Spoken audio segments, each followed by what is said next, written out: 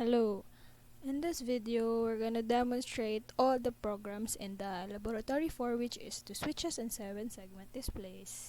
The materials needed in this laboratory is an Arduino Uno board, a breadboard, LEDs, resistors and buttons, a 7-segment display, jumping wires, and an active buzzer. So for program 1, which is the 7-segment counter using button, here is the simulation in Tinkercad. So ang kailangan natin dito is resistor, 7-segment display, push buttons, and i-connect natin yung mga pins dun sa dedicated pin dun sa 7-segment display. Yan. And then this is the code para mapagana natin yung 7-segment counter using a push button. And ayan yung mga kung ano yung magiging high or low dun sa 7-segment kapag pipindutin mo na yung push button. So, start natin yung simulation. 0 muna siya, tapos pag pinindot mo yung push button, magiging 1, push 2, tapos 3, pag ipupush mo ulit, 4, 5, hanggang sa makarating siya sa 9. Tapos pag nag-9 na siya, pag pinindot mo ulit, magiging 0 na siya. So, ito yung demonstration niya sa actual board.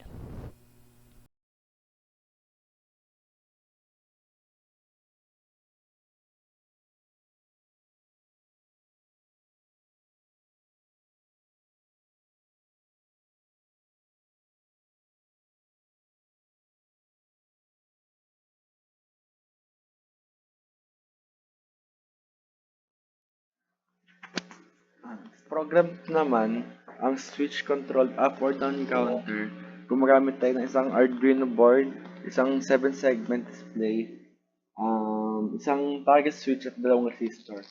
So, program na ito, ang 7-segment natin ay default niya ay mag-run siya ng 0 to 9. And basta kinlik natin tong target switch, mag-run siya 9 to 0. So, parang yung switch na to, kino-control niya yung kung paano mabilang yung 7 segment. So, pag on, mag-run siya 0 to 9. And pag nag-off, mag-run siya 9 to 0. Okay, thank you.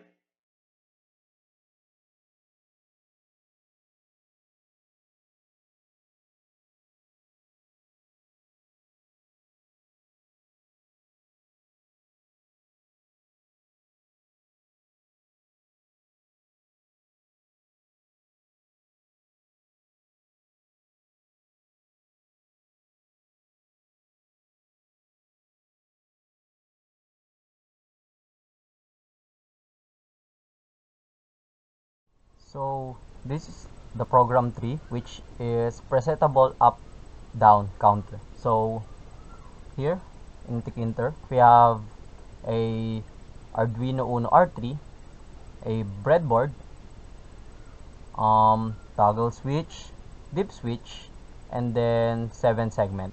So here Tinkercad does not have a 3 switch dip switch. So we're going to use 4, but we're going to use only 1, 2, and 3. So here, this is our code. So let's try our program now. So let's start. As you can see, if the toggle switch is high, it counts up. Then if you click it and the switch is now low, and it will count down. So here, the use of these dip switches is for the user to set his or her preferred start time. So here, this is 3-bit. So if we try 0, 1 means 2, so it should start at number 2. So let's start again. As you can see, it starts at number 2. Then that's it.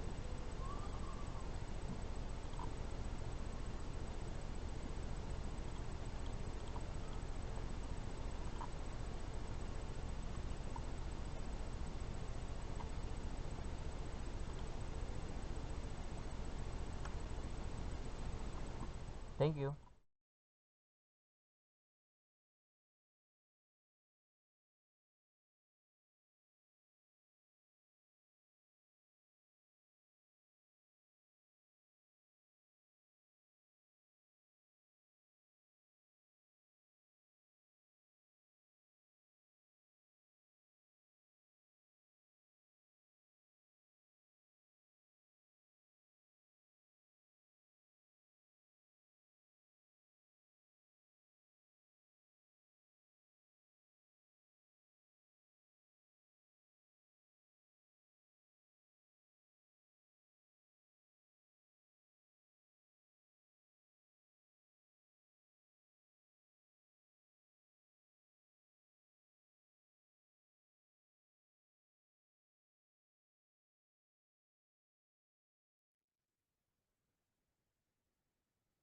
For program 4, which is called the traffic light circuit with 7-segment down counter, we were asked to write a program that would simulate a traffic light where the green LED is on for 9 seconds, then yellow for 1 second, following red for 8 seconds.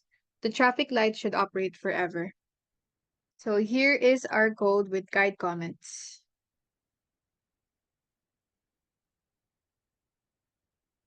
Now let us run the program.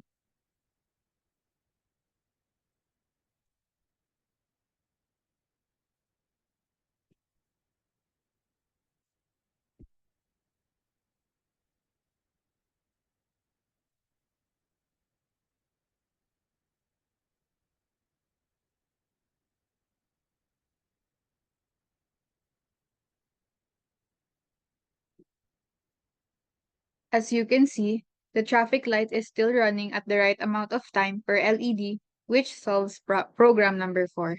Thank you.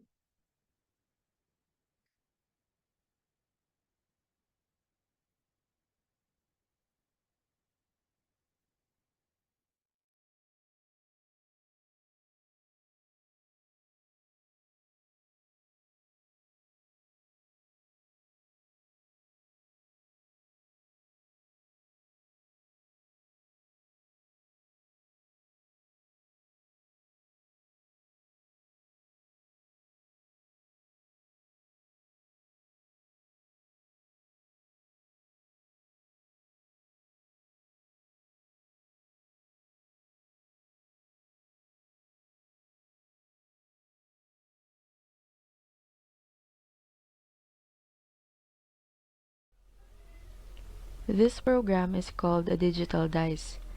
A die is a cube that has numbers on its faces. When you roll a die, you get a random number. This circuit demonstrates the same logic. When I run the program, it counts down from 9 to 0 to indicate that it is now ready. Then, whenever I press the switch, it flashes random numbers, just like when you roll a die, and stops at a random number as its final result. I also added a buzzer to emphasize the indication of the final number.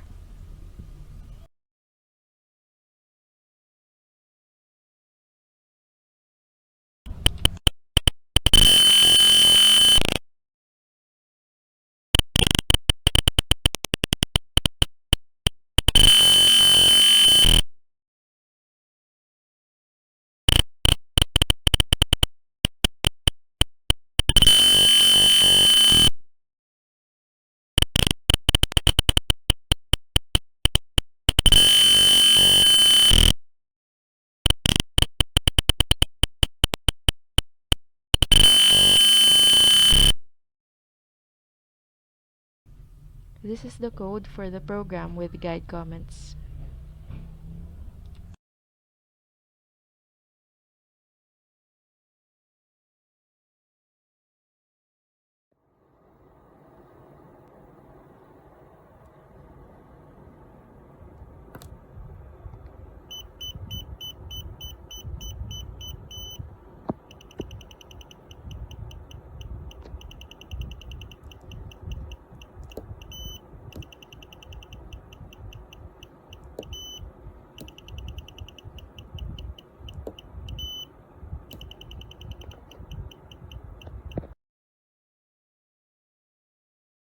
So, for program number 6, the 7-segment display marquee effect. So, ito yung tsura niya sa Tinkercad. So, kailangan lang natin na dalawang 7-segment display, dalawang light-dependent resistor, tapos mga resistors. And then, kukonect lang natin yung mga pin sa designated nilang number dun sa Arduino Uno board. Yan. And then, this is the code. Yan, yung program na to is magde-display siya ng hello or bye. Depende sa kung ano yung LDR na naka-enabled. So, tingnan natin. So, yung first LDR, hello yung i-display niya. Yan, hello. And then, kapag yung isa naman yung enabled natin, bye, yung i-display niya message. Yan. So, yeah, that's it for program number 6. And ito yung demonstration niya sa actual board.